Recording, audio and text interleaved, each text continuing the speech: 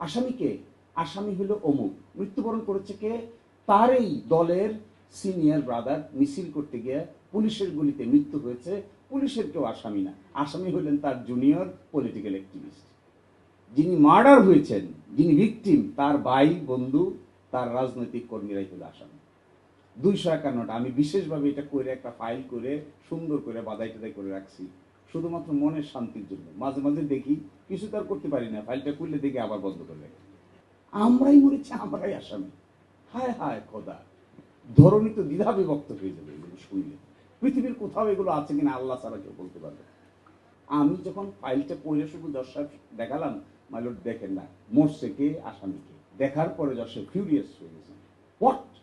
আমি তো প্রতিদিন সকালবেলা সুপ্রিম কোর্টে গিয়ে আমাদের কাছে মক্কেল আসে, আমরা মামলা করি, কেউ বেল পায়, কেউ রুল পায়, কেউ স্টে পায়, কেউ অ্যাবসলিউট হয়, কেউ ডিসচার্জ হয়, কেউ ডিসপোজাল হয় হয় কিন্তু মনের ভিতরে একটা ভয় কাজ করে, যাকে যে কথা দিচ্ছি এটা রাখতে পারবো? কি কথা দিচ্ছি? আপনার মামলা বেল পিটিশনটা আশা করেই শুনানি হয়ে যাবে, হয় না। কারণ কি? মাননীয় বিচারকরা শুনতে শুনতে শুনতে শুনতে কয়টা শুনবে, কয়টা করবে, কয়টা শেষ করবে? 24 ঘন্টা শেষ করলেই বা উনি কয়টা শেষ করবেন? মানুষ তো, হিউম্যান বিং তো, কত করা যায়? 101 জন মাননীয় হাইকোর্টের বিচারক আছে।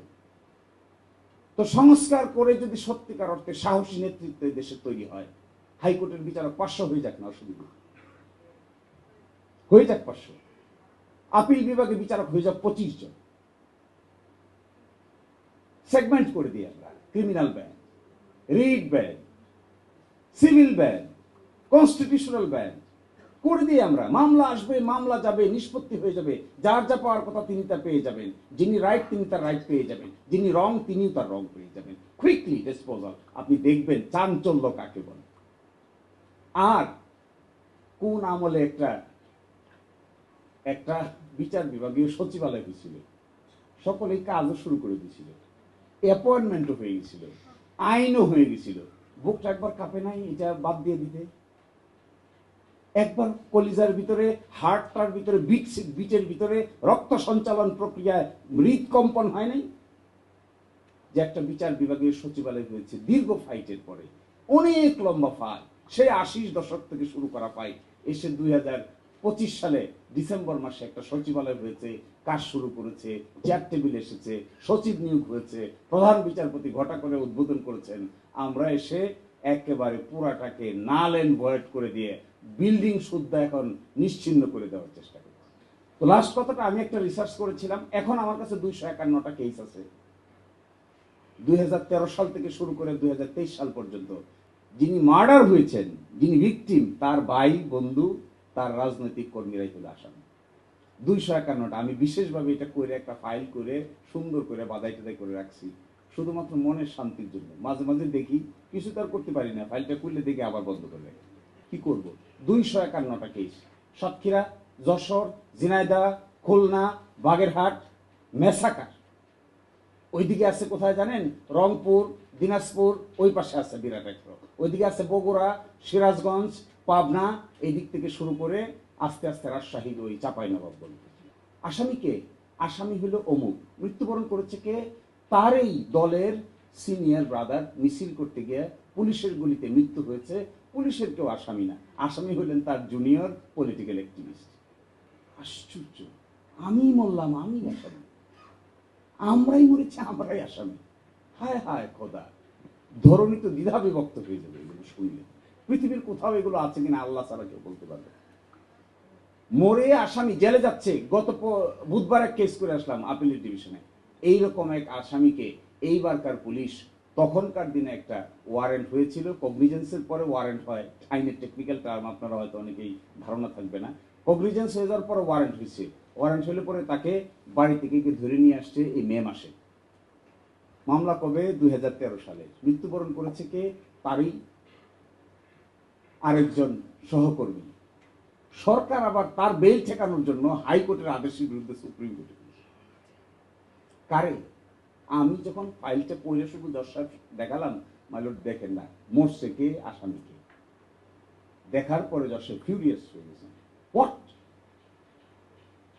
কি মামলা নিয়ে সুপ্রিম কোর্টে আসতে হয় তাও জানেন না? মানুষ মরল, আমার ভাই মরল, আমি আসামি, হাইকোর্ট পর্যন্ত আমি বেল পেয়ে আসলাম, কত লম্বা প্রসেস করে সুপ্রিম কোর্টে গিয়ে আমার বেল ঠেকানোর লোক ওই দেশে আছে। আশ্চর্য ব্যাপার। তো আমি আরেকটা রিসার্চ করেছিলাম ভাই, এটা আছে আমার কাছে কোনো একদিন, 2176টা ঘটনা 2000 সাল থেকে 2023 সাল পর্যন্ত পুলিশ কর্তৃক সংগঠিত অপরাধ। এটা আমি আদালতে নিয়ে গেছিলাম হাইকোর্টে, যে একটা ইন্ডিপেন্ডেন্স পুলিশ ইনকোয়ারি কমিশন গঠন করা হোক। পুলিশের বিচার বা তদন্তের জন্য পুলিশের কাছে যেতে চাই না, আর একটা ইন্ডিপেন্ডেন্ট ইনকোয়ারি কমিশনের কাছে যেতে চাই। এইটা নিয়ে আমাদের হাইকোর্ট ডিভিশন একটা রুল দিয়েছিলেন। এইবার আশা করি ইনশাল্লাহ এই ছুটির আগে এই রুলটা শুনানি হওয়ার একটা সম্ভাবনা দেখা দিয়েছে। পুলিশের তদন্ত করার জন্য পুলিশের কাছে যাব। 28টা কেস আমি সংগ্রহ করেছি সারা বাংলাদেশ থেকে। 28টা কেসের ভিতরে 28টাতেই দেখা গেছে পুলিশ আসামি ছিল, 28টাতেই ফাইনাল রিপোর্ট হয়েছে। এই সকল সার্টিফাইড কপি আমি হাইকোর্টের সামনে উপস্থাপন করেছিলাম। মাইলর দেখেন, কারবারটা দেখেন। এমনকি তাই এই 28টা মামলার ভিতরে আবার 21 জনকে, তার পরিবারকে উল্টা ভুতুরে মামলার আসামি করা হয়েছে। এইটাও আমি দেখিয়েছি ভুতুরে মামলা কাকে বলে। এক লোক আমার কাছে এখন আছে যে নাকি এইভাবে 61টা মামলার আসামি হয়েছে। শুনলে আপনারা মনে হয় জানি আমরা মনে হয় একটা ভিন্ন জগতের বাসিন্দা। 61টা মামলার ভিতরে গল্প শুনবেন। একটা বেল করেছে আমি হাইকোর্টে, তাকে সৌনেশ দেখেছে ব্রাহ্মণবাড়িয়া জেলে। বের হবে এরকম করে গাট্টি বুটসা নিয়ে বেরোইতেছে, হঠাৎ করে ডিবি পুলিশ এসে ধরে বলছে কি, আপনি তো আরেক মামলার আসামি। বেচারা মনটা খারাপ হয়ে গেছে, আবার চলে গেছে। আবার জানে আমাকে পাঠাইছে, তার ওয়াইফ হয়েছে, স্যার আমার ধরে ফেলছে। তা আমি কি করব স্যার, আবার বেল। আবার করে হাইকোর্ট থেকে বেল করলাম। এইবার বলে তোমাকে সৌনেশ দেখানো হবে কক্সেস বাজার। আবার নিয়ে গেছে কক্সেস বাজার। সেটের বেল করলাম, তোমার এবার সৌনেশ দেখানো হবে নারায়ণগঞ্জে। গিয়ে আবার এই মামলার বেল করে এলাম, তোমাকে সৌনেশ দেখানো হবে এবার সাতক্ষীরায়। আবার গেছে সাতক্ষীরায়। যেতে যেতে যেতে যেতে 61টা মামলার আসামি। ইয়া খোদা, ধরুনি দ্বিধা হও আর মাটির নিচে ঢুকে যায়। আল্লাহ তাআলা যদি সরাসরি কিছু করতে পারতেন তাহলে ধরতেন, এখানে সরাসরি ঘাড়ে ধরতেন। যদি কিছু করার নিয়ম থাকতো তাহলে ধরা, এটাই অ্যাপ্রোপ্রিয়েট কেস। 61টা মামলা। আমি সারা আপার সঙ্গে ওই দিন বলতেছিলাম, যে মামলা আপনি তদন্ত করতে পারেন না, যে মামলার চার্জশিট দিতে পারেন না, যে মামলার বিচার করতে পারেন না, লোকরে জেনে রাখছেন তো। ওয়াই?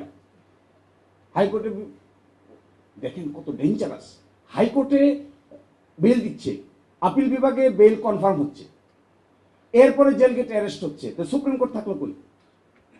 আপনি তো সুপ্রিম কোর্টকে নাল এন্ড ভয়েড করে দিলেন, একটা বিচারকে তো নাল এন্ড ভয়েড করে দিলেন। বাংলাদেশের মাননীয় প্রধান বিচারপতি আছে, সাংবিধানিক প্রতিষ্ঠান, 3টা অর্গানের একটা গুরুত্বপূর্ণ অর্গান, এটাকে আপনি নাল এন্ড ভয়েড করে দিচ্ছেন। তাহলে রুল অফ ল কোথা কি কোত্থেকে হবে, কে করবে? হ্যাঁ, আপনি যদি কারো বিরুদ্ধে সত্যিকার অর্থে তদন্ত করে রিপোর্ট দিতে পারেন, তাকে ট্রাই করেন, এভিডেন্স আনেন, বিচারের মুখোমুখি করেন। করতে পারেন না, এটা আপনার ইনক্যাপাসিটি, আরেকজনকে জেলে রাখবেন কেন?